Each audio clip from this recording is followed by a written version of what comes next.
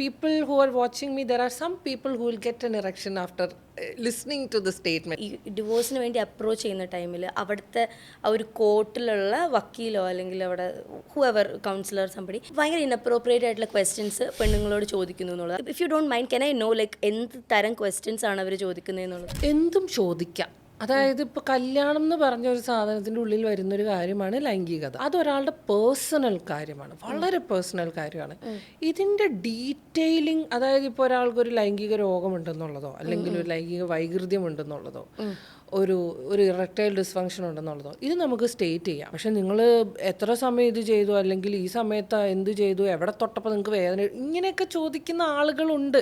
ഇതിൻ്റെ ഒരു വേറൊരു വെർഷൻ ഓഫ് എ ക്വസ്റ്റ്യൻ എനിക്ക് കിട്ടിയിട്ടുണ്ട്. I'm not going to state that question because I know in people who are watching me there are some people who will get an erection after listening to the statement. ഓ, അവൾക്ക് ഇതാണല്ലേ പറ്റിയത്.